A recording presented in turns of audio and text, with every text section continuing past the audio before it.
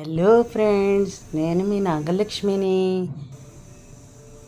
పప్పు పులుసుతో మీ ముందుకు వచ్చేసాను. పప్పు చారు, పప్పు పులుసు దాంతో మీ ముందుకు వచ్చేసాను. ఆ ఉల్లిపాయలు సన్నగా తరుక్కోవాలి, పచ్చిమిరపకాయలు తరుక్కోవాలి, బాండీ పెట్టుకోవాలి, నూనె వేసుకోవాలి. అంతకుముందే మనం కుక్కర్లో పెసరపప్పు కొద్దిగా వేసి ఉడికించుకోవాలి. ఈ బాండీ పెట్టుకుని ఆవాలు, ఓన్లీ జీలకర్ర రెండే వేయాలి, మిరపకాయలు వేయండి.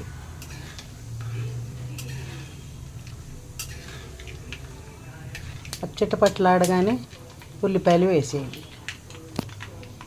పెద్ద కష్టమేం లేదండి. పప్పు విడిగా పడేసుకోవడం,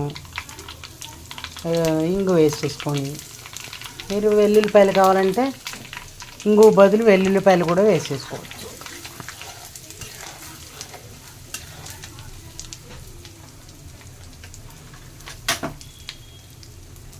పెద్ద కష్టమేం కదండి, చూడండి ఈజీగా అయిపోతుంది. ఆ పప్పు ఉడకబెట్టుకోవడం, ఈ తిరగమాత వేసేసుకొని, ఇంకా మళ్ళీ తిరగమాతలు అక్కర్లేదు. తిరగమాతలోనే ఉల్లిపాయ వేసేసి అది మగ్గాక చింతపండు నీళ్లు పోసేసి పసుపు, ఉప్పు, కారం వేసేసేయటం.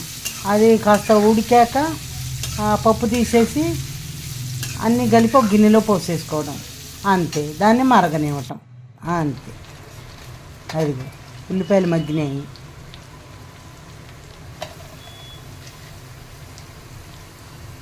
ఉప్పు వేసుకున్నాము.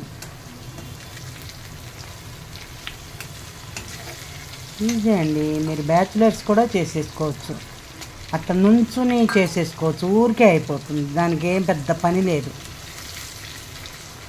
అదిగో ఆ ఉల్లిపాయల్లోనే కరివేపాకు, కొత్తిమీర వేసేసాము, ఉప్పు వేసేసాము,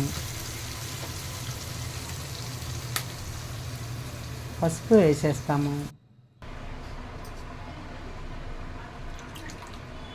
చింతపండు నీళ్ళు పోసేసి కలపాలి.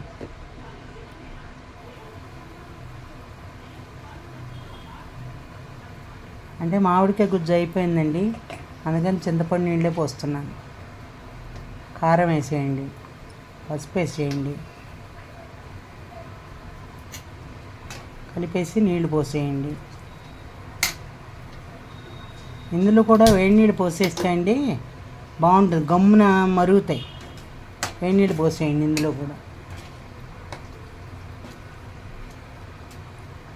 ఇవేవో పెద్ద మగ్గక్కర్లేదు. ఉల్లిపాయ కూడా వేసి 2 సార్లు అటు ఇటు వేపేసి ఇవన్నీ వేసేసి అంతే.